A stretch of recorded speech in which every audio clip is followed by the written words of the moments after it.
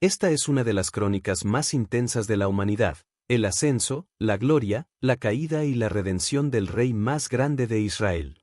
Olvida las figuras de mármol, aquí hay barro, sangre, pasión y una fe inquebrantable. Segunda de Samuel, el trono de las sombras y la luz. El mensajero de las cenizas. El aire en Ziklag era pesado. David, el hombre que una vez fue un simple pastor y ahora lideraba a una banda de 600 guerreros formidables, caminaba de un lado a otro. Habían pasado 3 días desde que regresó de derrotar a los amalecitas, pero su mente no estaba en su victoria, sino en el norte, en las escarpadas laderas del monte Gilboa. Allí, el ejército de Israel se enfrentaba a las imparables falanges filisteas. De repente, un grito rompió el silencio del campamento. Un hombre aparecía en el horizonte. Corría con la desesperación de quien lleva un peso más grande que su propio cuerpo. Al acercarse, David notó los detalles que hielan la sangre a cualquier veterano. Sus ropas estaban rasgadas y su cabeza estaba cubierta de tierra, el uniforme universal de la tragedia. El joven se desplomó ante David, tocando el suelo con su frente. ¿De dónde vienes?, preguntó David, con la voz tensa como la cuerda de un arco. He escapado del campamento de Israel, respondió el hombre, jadeando. David lo tomó por los hombros, casi levantándolo del suelo. ¿Qué ha pasado? Dímelo ya. El relato salió como una ráfaga de flechas, el pueblo huyó, miles cayeron en el campo de batalla, y luego, las palabras que David nunca pensó que desearía escuchar de verdad: Saúl ha caído, y también su hijo Jonatán. David sintió un vacío en el estómago. Saúl, el rey que lo había perseguido como a un animal durante años, y Jonatán, el hermano de alma que amaba más que a su propia vida, habían caído. El mensajero, esperando una recompensa, extendió su mano. En ella brillaban 2 objetos que hicieron que el sol de la tarde pareciera frío: la corona de oro de Saúl y el brazalete real. El joven confesó que él mismo había dado el golpe de gracia al rey herido a petición de éste. Pero David no sonrió. No hubo fiesta por la muerte de su enemigo. En un arrebato de indignación y dolor, David ordenó la ejecución del mensajero por haberse atrevido a levantar su mano contra el ungido del Señor. Aquella noche, mientras el sol se ocultaba tiñendo de rojo las colinas, David tomó su lira. Pero no tocó una melodía de guerra, sino un lamento que hizo llorar a los guerreros más endurecidos. Como han caído los valientes, cantaba, prohibiendo que la noticia llegara a las ciudades filisteas para que las hijas de los paganos no se alegraran. Sin embargo, tras el llanto, surgió una pregunta inevitable que flotaba en el humo de las hogueras: sin Saúl y el linaje real diezmado, ¿quién detendría el caos? ¿Quién recogería esa corona manchada de sangre? David cerró los ojos y consultó al Señor. El tiempo de esconderse en cuevas había terminado. La voz en su interior fue clara: sube a Hebrón. El reino dividido y el duelo de los 24. David llegó a Hebrón, y allí los hombres de Judá lo ungieron como su rey. Pero la unidad era un sueño lejano. En el norte, el astuto y duro general Abner, la sombra de Saúl, no estaba dispuesto a ceder el poder. Tomó a Is-Boset, el único hijo sobreviviente de Saúl, y lo proclamó rey sobre el resto de las tribus. Israel se convirtió en un tablero de ajedrez sangriento. El encuentro más tenso ocurrió en el estanque de Gabaón. Los ejércitos se sentaron frente a frente, a un lado Joab, el despiadado general de David, al otro, Abner. Para evitar una masacre total, propusieron un duelo, 12 jóvenes de cada bando. Fue una escena dantesca: cada guerrero agarró la cabeza de su oponente y hundió su espada en el costado ajeno. Los 24 cayeron muertos al mismo tiempo. Esto desató una batalla feroz. Abner huyó, pero fue perseguido por Asael, el hermano de Joab, que era veloz como una gacela. Abner, no queriendo eliminarlo para no ganarse la enemistad eterna de Joab, le advirtió: apártate. Asael no escuchó. Abner, sin detenerse, hundió su lanza hacia atrás, atravesando al joven. La guerra civil ahora tenía un nombre: venganza. La traición del general. La guerra se prolongó años. Mientras la casa de David se fortalecía, la de Saúl se marchitaba. La ruptura final llegó por una mujer. Is-Boset acusó a Abner de haber dormido con una concubina de su padre Saúl, un acto que en la antigüedad equivalía a reclamar el trono. Indignado, Abner juró: entregaré el reino a David. Abner viajó a Hebrón y pactó con David. Sin embargo, Joab regresaba de una incursión, al enterarse de que el asesino de su hermano había estado allí y se había ido en paz, montó en cólera. Engañó a Abner para que regresara a la ciudad, en el silencio de la puerta, lo hirió en el estómago. David lloró la muerte de Abner para demostrar que él no era un asesino político, pero el mensaje estaba claro: el antiguo régimen de Saúl estaba perdiendo a sus pilares. Poco después, Is-Boset fue eliminado en su propia cama por sus capitanes. David, lejos de premiarlos, los castigó por eliminar a un hombre justo. El camino al trono estaba, por fin, libre de rivales. La conquista de Sión. Todas las tribus llegaron a Hebrón con una sola voz: hueso y carne tuyo somos. Ungieron a David como rey de todo Israel. Pero David necesitaba una capital que no perteneciera a ninguna tribu en particular, un lugar neutral y sagrado. Puso sus ojos en Jerusalén, la fortaleza de los jebuseos.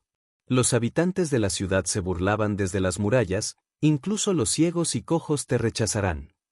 Creían que su fortaleza era inexpugnable. David lanzó un desafío épico: el que subiera por el canal del agua y golpeara a los jebuseos, sería el jefe.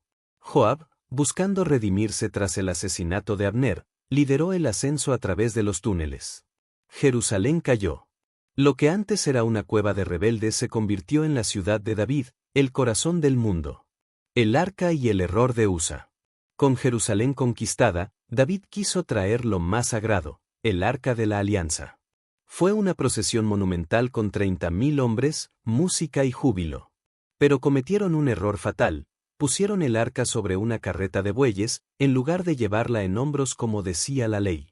Cuando los bueyes tropezaron cerca de la era de Nacón, un hombre llamado Usa extendió su mano para evitar que el arca cayera. Al tocarla, el poder de la santidad de Dios estalló y Usa murió allí mismo. La fiesta se convirtió en terror.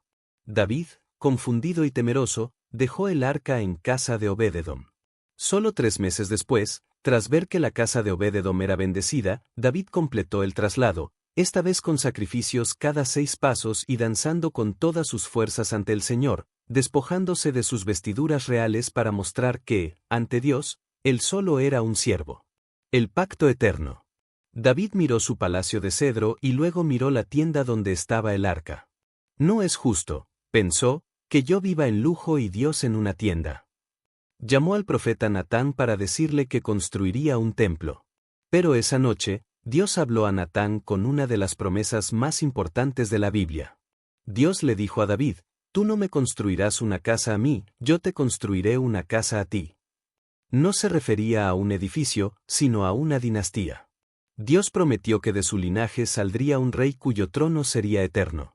David, abrumado, se sentó ante la presencia de Dios y aceptó este pacto que, siglos más tarde, los profetas identificarían con el Mesías. El león de Judá en el campo de batalla. Bajo la bendición de este pacto, David se volvió invencible. El texto se convierte en una crónica de guerra relámpago. Primero, aplastó a los filisteos, arrebatándoles el control de la llanura. Después, derrotó a los moabitas, quienes pasaron a ser sus siervos. Continuó venciendo a los sirios, capturando carros de guerra y caballos. Y, por último, conquistó Edom, estableciendo guarniciones en todo el territorio. David era ahora el emperador de una región que iba desde la frontera de Egipto hasta el río Eufrates. Pero en medio de esta expansión, demostró su corazón, buscó a Mefiboset, el hijo lisiado de Jonatán, y en lugar de eliminarlo, como solían hacer los reyes con los descendientes del antiguo régimen, lo sentó a su mesa real para siempre. La siesta fatal. Llegamos al punto de inflexión. Esta parte de la historia comienza con esta frase: al año siguiente, en el tiempo en que los reyes suelen salir a la guerra. David se quedó en Jerusalén. Mientras Joab y el ejército asediaban a los amonitas, David se levantó de su cama al atardecer y se puso a caminar por el terrado del palacio. Desde allí, vio a una mujer de belleza extraordinaria bañándose. Era Betsabé. A pesar de saber que era la esposa de Urías, uno de sus guerreros más leales, David la envió a llamar. El pecado fue consumado. Semanas después, llegó el mensaje que David temía: estoy encinta. El plan maestro de las sombras. Para encubrir su pecado, David trajo a Urías el heteo del frente de batalla, esperando que durmiera con su esposa y así ocultar la paternidad del niño. Pero Urías era un hombre de honor, se negó a dormir en su casa mientras sus compañeros sufrían en el campo. Desesperado, David descendió a la oscuridad absoluta. Escribió una carta y se la entregó al propio Urías, quien llevaba, sin saberlo, su propia sentencia. La carta ordenaba a Joab: poned a Urías al frente de la batalla más recia, para que sea herido y perezca. Joab obedeció. Urías cayó bajo una lluvia de flechas. David se casó con Betsabé y pensó que el secreto moriría con el soldado. Pero el texto dice: mas esto que David había hecho, fue desagradable ante los ojos de Jehová. Tú eres aquel hombre. Dios no envió un rayo, envió a un profeta. Natán se presentó ante David y le contó la historia de un hombre rico que, teniendo muchas ovejas, le robó la única llamada ovejita a un hombre pobre para dársela a un invitado. David, el antiguo pastor, se enfureció: el que tal hizo es digno de muerte. Natán lo miró fijamente y pronunció las palabras que marcaron el fin de la era de paz de David: tú eres aquel hombre. La sentencia fue terrible: el hijo de Betsabé moriría, y la espada nunca se apartaría de la casa de David. David se quebró, escribió el Salmo 51 pidiendo perdón, y aunque Dios lo perdonó, las consecuencias empezaron a germinar dentro de su propia familia como una infección. El pecado del padre se reflejaría en los hijos, y la tragedia estaba a punto de mudarse de la terraza del palacio a las habitaciones de sus propios príncipes. El perdón ha llegado, pero las consecuencias del pecado de David comienzan a desgarrar los cimientos de su hogar. La casa del rey se convierte en un campo de batalla emocional y político. El fruto amargo y la oscuridad en el palacio. La profecía de Natán no tardó en cumplirse. El niño nacido de la unión con Betsabé enfermó gravemente. David, en un acto de humillación total, se postró en tierra, ayunando y llorando durante 7 días. Sus siervos temían por su vida. Cuando el niño murió, David, para sorpresa de todos, se levantó, se lavó y comió. Yo voy hacia él, pero él no volverá a mí, dijo con una fe melancólica. Sin embargo, la sombra no se fue de la casa. El pecado de David con Betsabé se reflejó de forma retorcida en su hijo mayor, Amnón, quien se obsesionó con su media hermana, Tamar. Siguiendo el consejo de un primo astuto, Amnón fingió enfermedad, en un acto de brutalidad, violentó a Tamar. David se enfureció, pero no castigó a su primogénito, sembrando el resentimiento en el corazón de otro de sus hijos, Absalón, el hermano de padre y madre de Tamar. El beso del vengador. Absalón esperó 2 largos años. El odio se cocina a fuego lento. Durante una fiesta de trasquilado de ovejas, invitó a todos los príncipes. Cuando Amnón estaba alegre por el vino, los siervos de Absalón, bajo sus órdenes directas, lo eliminaron. La espada había llegado oficialmente a la familia real. Absalón huyó al exilio, lejos de la mirada de su padre. David lloraba por su hijo muerto, pero también anhelaba al hijo exiliado. Finalmente, tras 3 años y gracias a una estratagema del general Joab, quien usó a una mujer sabia de Tecoa para convencer al rey, Absalón regresó a Jerusalén. Sin embargo, David se negó a verle la cara durante 2 años más. Cuando finalmente se reconciliaron con un beso, el corazón de Absalón ya no le pertenecía a su padre, pertenecía a su propia ambición. La conspiración en las puertas. Absalón era el hombre más apuesto de Israel, se decía que no había defecto en él desde la planta del pie hasta la coronilla. Comenzó una campaña de marketing político magistral. Se paraba en la puerta de la ciudad y, a cada persona que venía con un pleito, le decía: tu causa es buena, pero no hay quien te oiga de parte del rey. ¿Quién me pusiera por juez? Con abrazos y besos, Absalón robaba el corazón de los hombres de Israel. Bajo el pretexto de un voto religioso, fue a Hebrón, donde su padre había sido ungido, y allí se proclamó rey. La noticia llegó a Jerusalén como un mazo: el corazón de Israel sigue a Absalón. David, el viejo guerrero que nunca había huido de un gigante o de un ejército, decidió huir de su propio hijo para evitar que la ciudad fuera destruida. El Vía Crucis del rey pastor. David salió de Jerusalén descalzo y con la cabeza cubierta, llorando mientras subía el monte de los olivos. Fue un momento de humillación absoluta. Mientras huía, un pariente de Saúl llamado Simei lo seguía por la ladera, lanzándole piedras y maldiciones. Sal, hombre sanguinario. Sus guardaespaldas quisieron cortarle la cabeza a Simei, pero David, en un acto de profunda introspección, los detuvo. Quizá el Señor vea mi aflicción y me devuelva bien por sus maldiciones de hoy. En Jerusalén, Absalón entró triunfante. Siguiendo el consejo del traidor Aitofel, el antiguo consejero de David, Absalón instaló una tienda en el terrado del palacio y se acostó con las concubinas de su padre a la vista de todo el pueblo. Se cumplía palabra por palabra la profecía de Natán: lo que David hizo en secreto, su hijo lo hacía a la luz del sol. El bosque de Efraín y la muerte del favorito. La batalla final era inevitable. David organizó a sus leales en el bosque de Efraín, pero dio una orden terminante: tratad benignamente por amor de mí al joven Absalón. El bosque, sin embargo, fue más cruel que la espada. El terreno accidentado devoró a los rebeldes. Absalón, huyendo en su mula, pasó por debajo de una gran encina.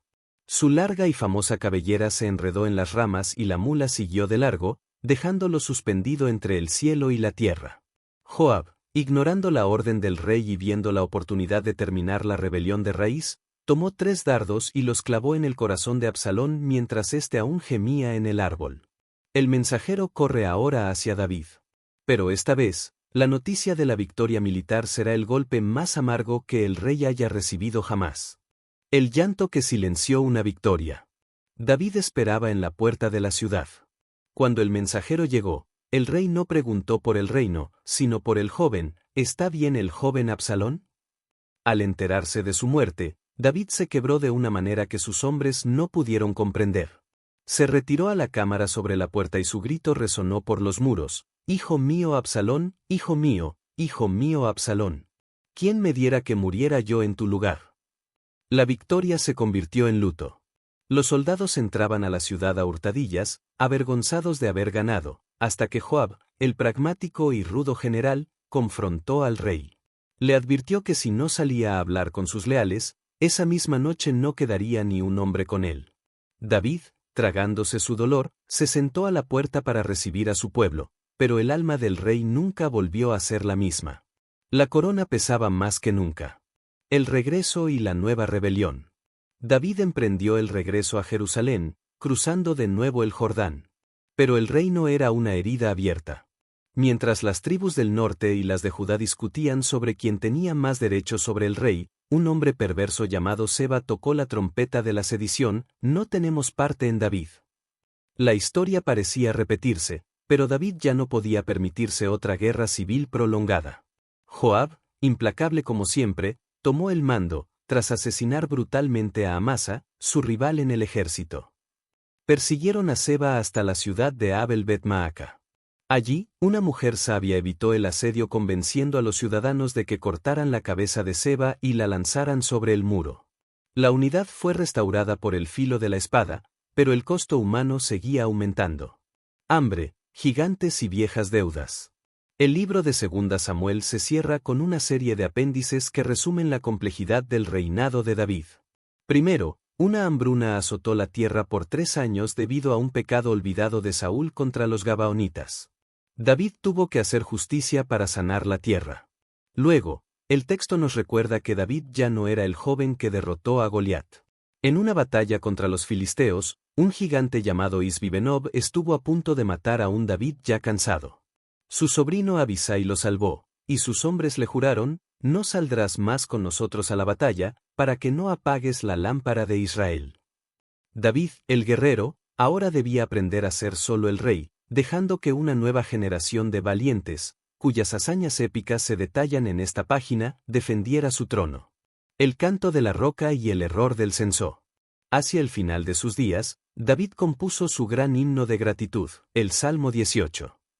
Reconoció que Dios era su roca, su castillo y su libertador. Sin embargo, incluso en la vejez, la tentación de la autosuficiencia lo alcanzó.